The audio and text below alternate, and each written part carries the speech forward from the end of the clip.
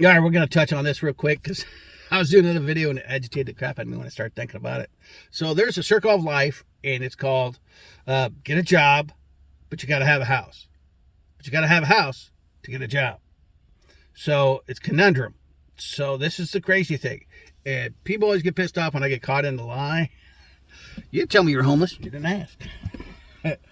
But it's like my last job did that too. What's going on? Where do you live? You know, and then when I say my car, and they're like, you didn't tell me that. You didn't ask. I just gave I gave them the store address and they didn't catch it. And that's what was funny. And the way they do things, it's like when you apply for a job, we need your address. You need to have a physical address that says you live in this town or whatever, which is actually totally asinine. It's like, don't worry about when I get there. Tell me when I start and I'll be there. That's all that matters. And it's like me moving out to the East Tennessee, right? I can apply for jobs right now. But then what if they want to interview me? I can't just drop my shit, run out there, and then come back. That's, it's a $300, it's $100 in gas just to go one way. So, plus whatever wrong with baby girl, if that's the case. You know what I'm saying? So, the thing is, I hope that lady doesn't live in that car with all them kids. I think it's just, she's got a lot of shit in there. I think I saw that a couple of weeks ago. Anyway, sorry. So, I was like, how does that make any sense? Because one lady goes, well, where do you live? I said, I don't. I'm homeless. I live in my car. She goes, oh, well, how do you apply for jobs? I said, well, I go online and I apply for jobs.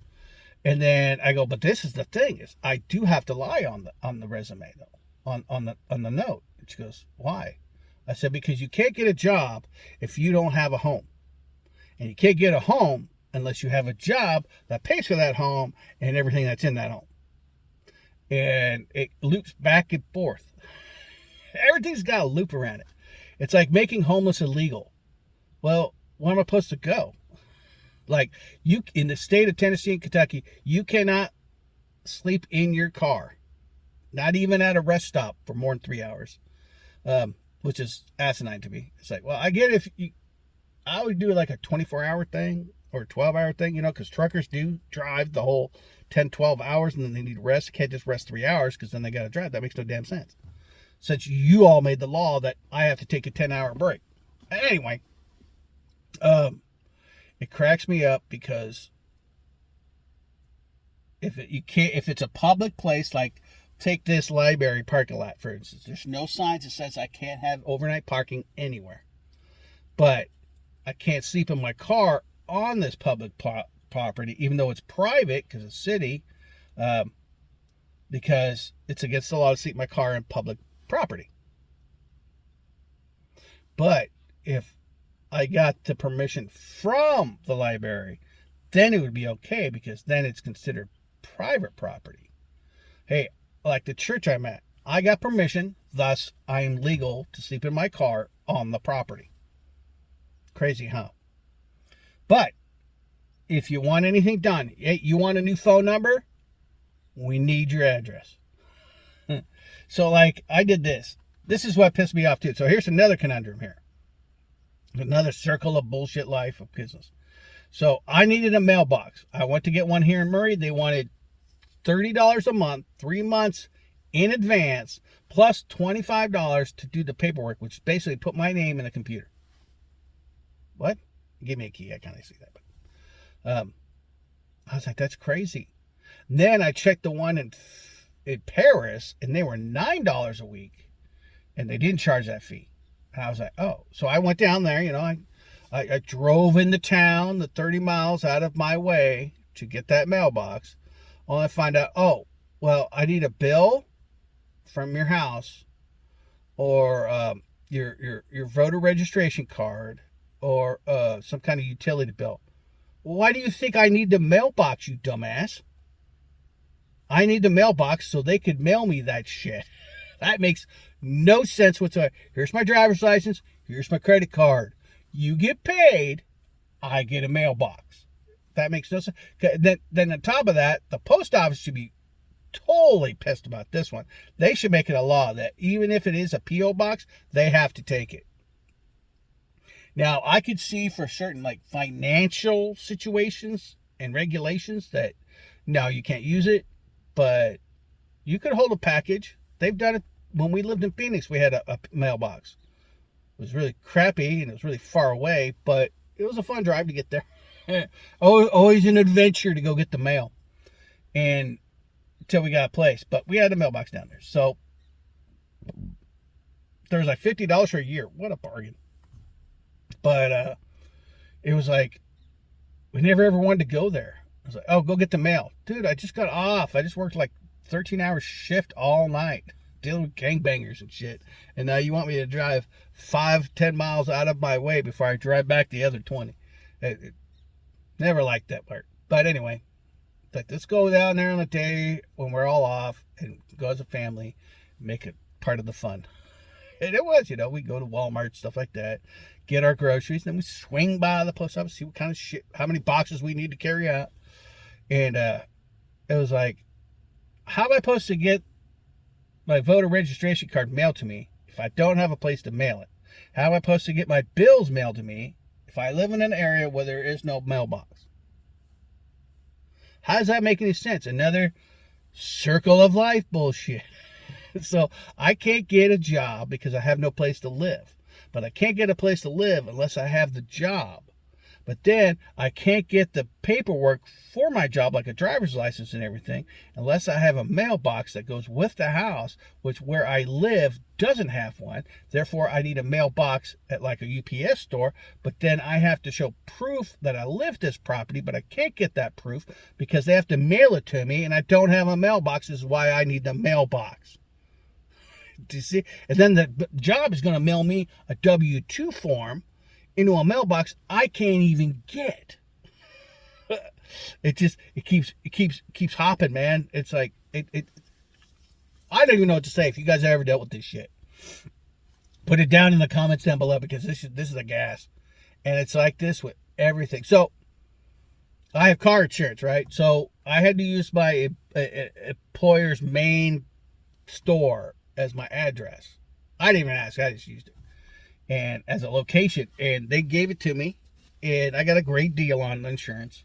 God, I need a haircut, I know, but when you're in limbo and you have no money, this shit happens. Yeah, I know, I got a lot of gray. It'll go away. The dark parts will all go away and it'll all be gray. We'll just be done with it. I'll just shave it. But it's really, really crazy, because everything relies on everything else. So my job relies on me living in a house, but my house relies on me having a job to pay for said house. Do you see what I'm saying? And in order for me to get the job and all that information, I need to have a mailbox so they can mail me shit. And they do this too. Hey, we're going to mail you some insurance papers. No. Just tack them up. In this day and age, I had somebody say, well, fax it to you. What? Who the hell's got a fax? When you see that shit shows up, what's that donation place? Shit. It's that one donation place they charge for everything, and Goodwill. And it's like, even though they're for profit, that is just crazy. We won't get to that. We'll get to that. Somebody else has done videos on that shit too. But that's the crazy thing. It's like, I just don't understand any of it. It's like, you could donate it, but then they got to write it off, but then you have to own a house in order to write all this shit off. Oh, but keep donating. Fuck that.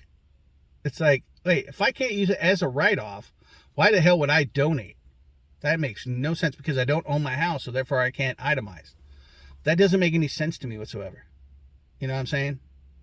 And it's like, I'm trying to get this damn work thing to go through, so I could call them and say, hey, I need my W-2 so I can do my taxes, because you probably mailed them to the store.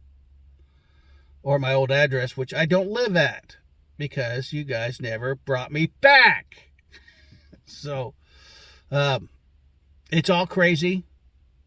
It's just like everything relies on everything else. A big circle of bullshit. What is that? The Ferris wheel. They keep us on and keep going. Rich on paper. Keep on the Ferris wheel. Keep going. You got a bright idea. It's just like, it's crazy that you can't do one thing without another unless you lie somewhere in there. Now, this is the thing. If you lie in an application, it becomes an offense, a federal offense, to lie on an application. What? How does that have anything to do federally with a private business? It doesn't. Like this job, I never did any paperwork. Any. No, I gave him my driver's license, my social security card. He put the numbers in there, took pictures of it, and that was it. Never signed a paper, never agreed to anything, never had a booklet, was never trained, nothing. I've never seen a business do that before. But he's just like, yeah, we need everything, blood marrow, some blood, stool sample. You know, they go a whole 9 yards. And it's like, I've never seen a place not do anything. Oh, you need this? Well, where's the paper out? Where's my W-2? And nah, you don't need it. It's like, what? I bet they'd even take enough taxes out. That's what I'm thinking. But it's crazy. Oh, that is zit on my forehead? I think it is. That's crazy. 56-year-old and still getting zits. But you guys, tell me what you think. I mean, what circle of bullshit life do you keep running into? It's like, what was it? So, if I wanted to buy a gun in this state, Kentucky or Tennessee, I can't buy a handgun because I don't live here. But I could buy a long gun. It's a long gun, which could be a shotgun, a hunting rifle, or like an AR, A10, whatever, AK. I could buy those things, but I can't buy a handgun. How does that make any damn sense? Especially when I have a CCW, a driver's license. I know I have my old, what do you call it?